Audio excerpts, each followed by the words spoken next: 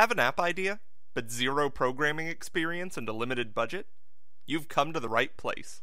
I will tell you the steps I took and the tools I used to create over 20 apps with over 1 million downloads. First and foremost, get a feel for the market and review the top charts frequently. Make sure your ideas align with what is successful. Once you have your app idea ready to go, write a brief fixed-rate job post on your favorite outsourcing website. I recommend Odesk or Elance due to the ease of use, and both have a money-back guarantee, so if you have any issues with your freelancer, you will get a full refund, no questions asked. Be sure to keep your job post basic to protect your idea until an NDA is signed. When reviewing applicants, delete anyone with a 1 to 4 star rating. If they had issues in the past, they will have issues again. Another way to weed out bad developers is to ask them this single question. How long does it take you to integrate a monetization platform like Chartboost into an app? On average, it takes 15 minutes to integrate, so delete anyone that says over an hour. Interview the potential candidates and go from there. I have found a huge amount of success hiring developers from India. The general consensus is to stay away from developers from China. Once you have the framework of the app finished, you need graphics. Having eye-catching graphics is imperative, and gives you the necessary boost you need to stay ahead of the competition. You can use Odesk or Elance for this as well, but I recommend 99 Designs. It's the best outsourcing website for graphic design. You have hundreds of designers bid on your project, with a custom design made to your liking, and you select the winner. It's as easy as that. Congratulations! Your app is complete! Now what? App Store Optimization. A whopping 65% of your app traffic comes from keywords, so keyword optimization is crucial. Word of mouth is second, but we'll get into that later. Apple allows you to use a maximum of 100 characters per localization. To maximize the space, be sure to use commas in between words without any spaces. When finding keywords, look for words that are high in traffic, low in competition. With ASO, remember to think outside the box. Use synonyms, or other ways to say it that people might use. And don't hesitate to put keywords into the title as well. Where can you go to research keywords? The 3 tools I use for ASO are as follows. Whether it's for an app or a website, Longtail Keyword Pro is heralded as the best by many of the top developers. A common error that app publishers make is to only target single-word keywords. This tool can help that. By targeting long-tail keywords, it can significantly heighten the chance of ranking high because there is far less competition. Another great tool is Sensor Tower. It's great for finding keywords your competitors are currently using. And last but not least, there's the App Store itself. Start by typing your keyword into the App Store search bar, and the most popular searches will appear underneath, to give you an idea of what terms to use. Ran out of keyword space?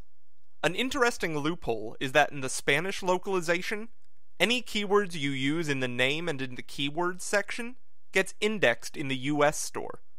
So essentially, any keywords that didn't fit in the US localization can be used in the Spanish section, so you can leave all of the Spanish keywords for the Mexican Spanish section in the iTunes Connect portal. This will maximize your keyword output and improve your overall chance of ranking high. Also, be sure to include exact match long-tail keywords in the app title.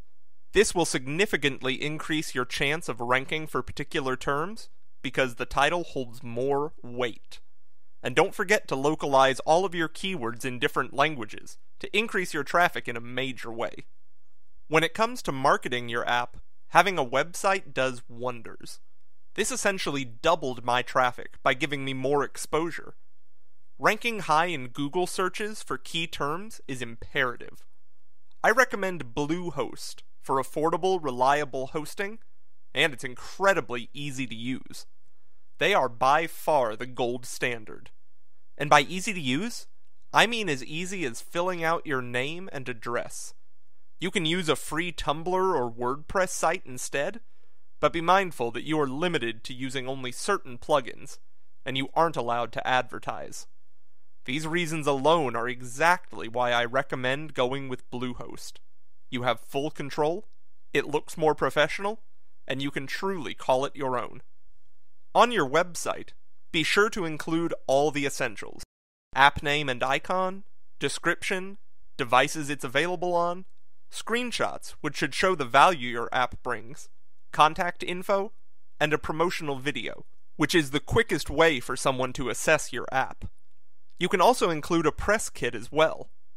Want to create buzz prior to your app's launch? A mailing list subscription form will do the trick. Many people underestimate the power of the mailing list, but it's huge.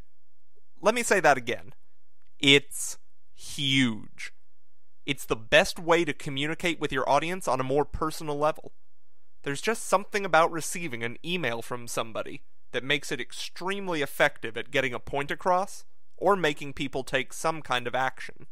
I use Aweber for this. They are without a doubt the best, and my go-to mailing list service for all my websites. To improve your app's fan base, it is important to embed viral components within your app.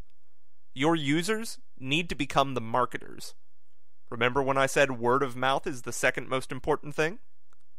A good example would be to provide incentives for sharing on social networks. Virality is essentially asking someone to take time out of their day to recommend or link your product for free. So what's the best way of having something go viral? Make it appear like it's not a favor. Make it something that's worth spreading. Jonah Berger, viral guru and author of Contagious, states, "We need to design products and initiatives that advertise themselves and create behavioral residue that sticks around even after people have bought the product or espoused the idea." Keep in mind, users have to be acquired, and with a slew of apps in the App Store, a good idea is just not enough. You have to target the right people, not all people.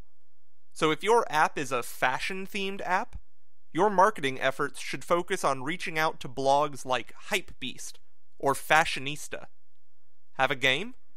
Email blogs like toucharcade.com or 148apps.com and ask for an app review. Journalists are constantly looking for stories and love it when you make their job as easy as possible. Be sure to give them an angle to write about, or better yet, give them the entire story. Be sure to subscribe to my YouTube channel for future tips and secrets, and feel free to contact me if you have any questions or need any recommendations. Get involved in the conversation by tweeting #LearnMore to earn more.